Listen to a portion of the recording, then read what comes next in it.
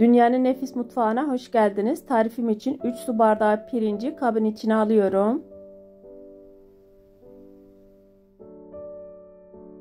Ve üstüne yeterince su ekliyorum. Suyu ekledikten sonra bir kenarda bekleteceğim. 1 adet sarmalık orta boy lahanayı bu şekilde kesiyorum.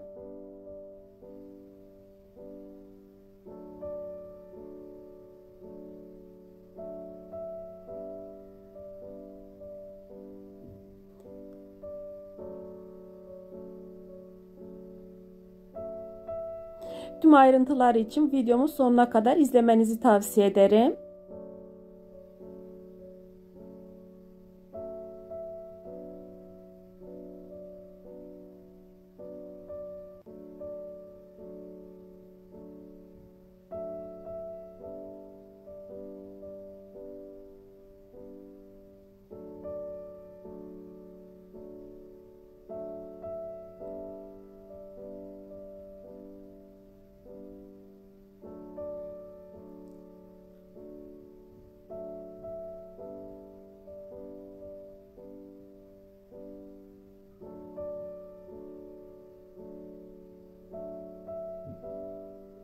Ben lahanayı uygun bir şekilde kestim.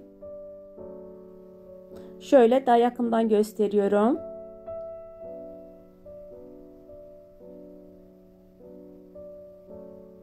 Şimdi kestim parçalara ayıracağım. Bu şekilde kesildiği zaman bütün parçalar aynı ölçüde oluyor ve sararken daha kolay oluyor.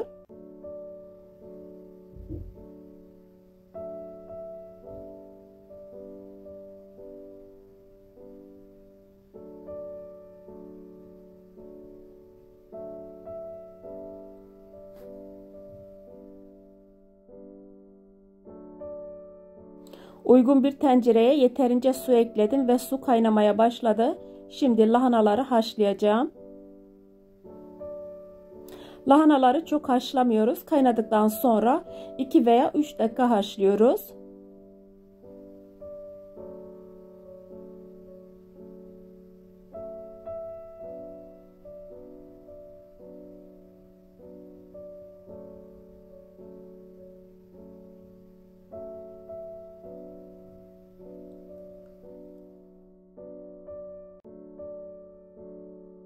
Lahanalar 2-3 dakika haşlandı ve şimdi suyun içinden alıyorum. Aldıktan sonra tekrar yerine lahana ekleyeceğim.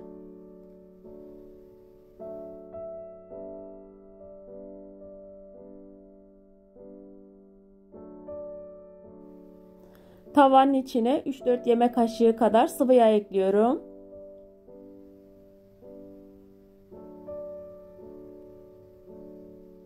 Doğranmış 2 adet soğan ekledim. Ve şimdi soğanı kavuruyorum.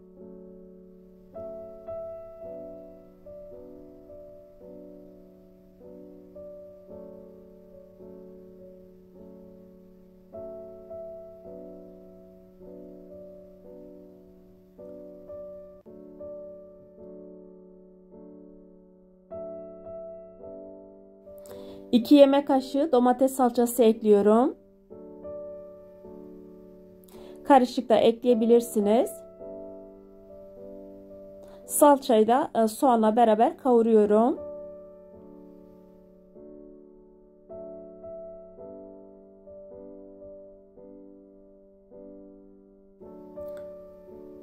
Suda beklettiğim pirinci yıkadım ve süzdüm. Uygun bir kaba ekliyorum. Kavurmuş olduğum salçayı da ekledim. Ve baharatlarını ekliyorum. Birer tatlı kaşığı tuz, sumak, karabiber, toz biber ve nane ekledim. Malzemeleri malzeme listesine ekleyeceğim. Oradan bakabilirsiniz. 1,5 fincan zeytinyağı ekliyorum. Malzemeleri biraz karıştırıyorum. Malzemeleri biraz karıştırdıktan sonra yarım demet maydanoz ve 1 demet reyhan ekliyorum. Kuru reyhan da ekleyebilirsiniz. Tüm malzemeleri elimle iyicene karıştırıyorum.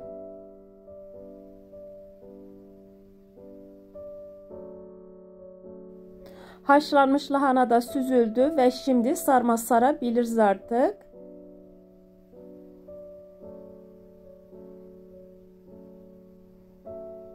Ve bu şekilde tüm sarmalarımızı sarıyoruz. Hiç uğraştırmadan hemen sarıyorum.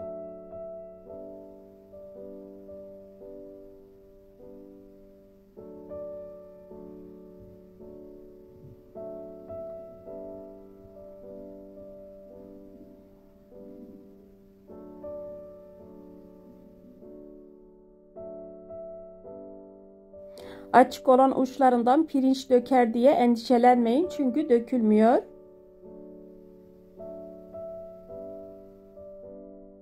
Ve tüm sarmalarımızı sardık. Şimdi tencereye diziyorum. Tencereye dizmeden önce kalan parçaları altına ekliyorum.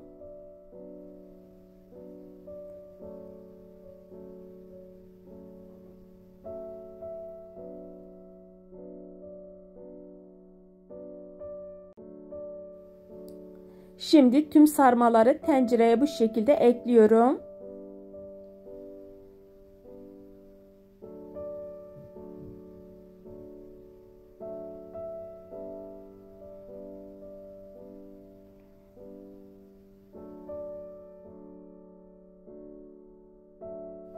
Kabın içine 1 yemek kaşığı salça, toz biber ve sumak ekliyorum.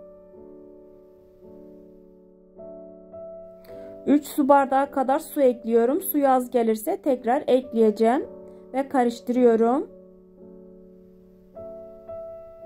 Hazırladığım sosu hemen tencereye ekliyorum. Sarmaların üstünü geçmeyecek kadar su ekliyoruz. Suyu az geldi, biraz daha ekliyorum. Çok az zeytinyağı ekledim. Eklediğim su miktarını bu şekilde daha iyi görüyorsunuz. Üstüne ağırlık olarak tabağa koydum ve tencereyi ocağa alıyorum. Suyunu çekene kadar pişireceğim. Ve kontrol ediyorum. Sarmalarımız pişti. Benim piştikten sonra üzerinde birkaç saat geçti. Onun için iyicene suyunu çekmiş. Ve şimdi sunum tabağına diziyorum.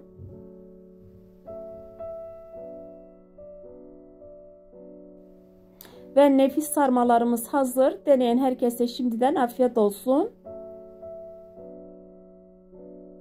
Altına koyduğum lahanalardan 2 çeşit salata hazırlıyorum. Çok az limon sıktım ve biraz maydanoz ekledim. Bu şekilde güzel bir meze oldu. Diğerinin üzerine yoğurt ekliyorum. Yoğurt ekledikten sonra üzerine pul biber ekleyeceğim. Ve her ikisi de lezzetli birer meze oldu. Ve nefis çorba tarifi için 3 yemek kaşığı sıvı yağ uygun bir tencerenin içine alıyorum. Ve üzerine 350 gram ufak ufak doğradığım dana eti ekliyorum.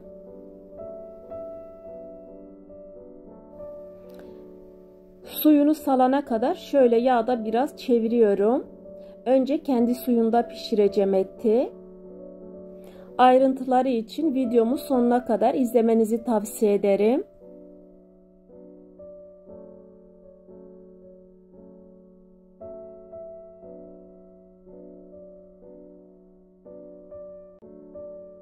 İçine 4 diş rendelemiş olduğum sarımsağı ekliyorum. Ve şöyle biraz karıştırıyorum. Şimdi kapağını örtüyorum ve kendi suyunda biraz pişecek. Şöyle tekrar kontrol ediyorum.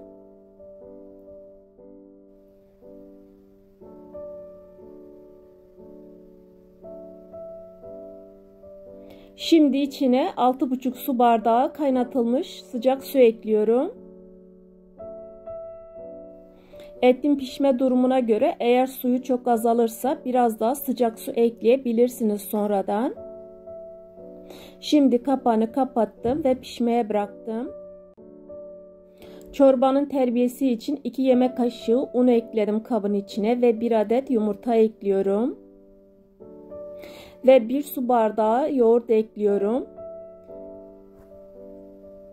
Yarım su bardağı su ekliyorum.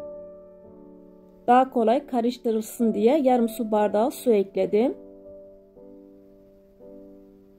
Şimdi malzemeleri güzel bir şekilde çırpıyorum. 1 yemek kaşığı limon suyu ekliyorum. Ve 1 yemek kaşığı sirke ekliyorum. Tekrar malzemeleri çırpıyorum. Şimdi eti pişmiş mi diye kontrol ediyorum.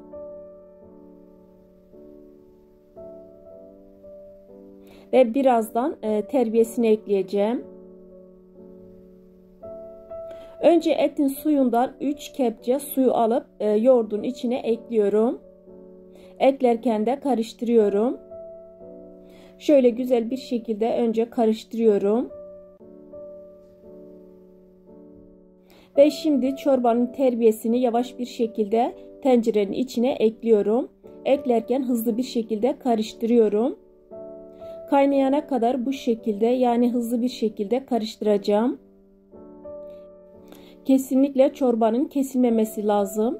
İçinde hem limon hem de sirke var. Onun için sürekli karıştırmak gerekiyor. Ta ki kaynayana kadar. Çorbam kaynadı ve şimdi karıştırmayı bırakıyorum. Bıraktıktan sonra bir 10 dakika daha bu şekilde pişireceğim. 1 tatlı kaşığı tuz ekliyorum. Tuzun miktarını damak tadınıza göre ayarlayabilirsiniz.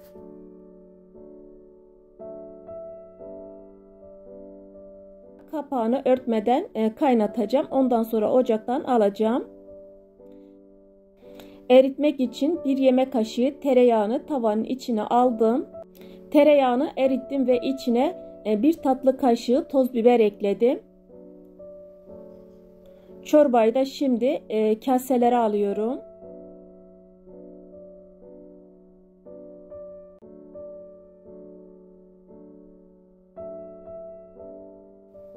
Ve üzerine tereyağı ekliyorum.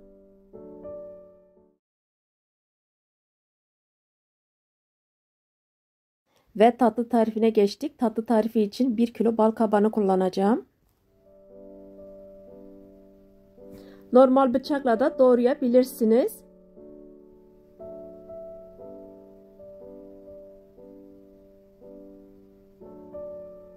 Bal kabakları doğradım ve geniş bir tencereye alıyorum. Üzerine 1,5 su bardağı toz şeker ekliyorum.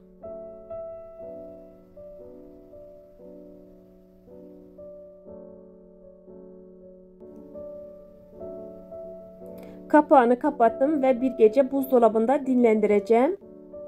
Bir gece buzdolabında dinlendirdim. Gördüğünüz gibi kabaklar tüm suyunu salmış. İçine çok az çubuk tarçın ve karanfil ekliyorum. Şöyle bir 6-7 adet de karanfil ekliyorum.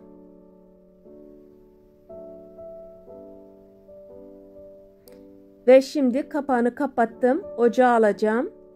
Kabaklar yumuşayana kadar kapağını kapalı tutacağım. Ve şimdi kontrol ediyorum.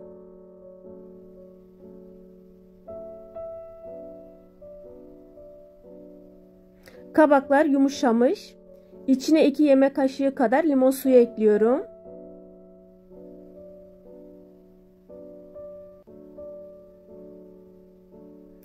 Ve 1 avuç kabak çekirdeği ekliyorum.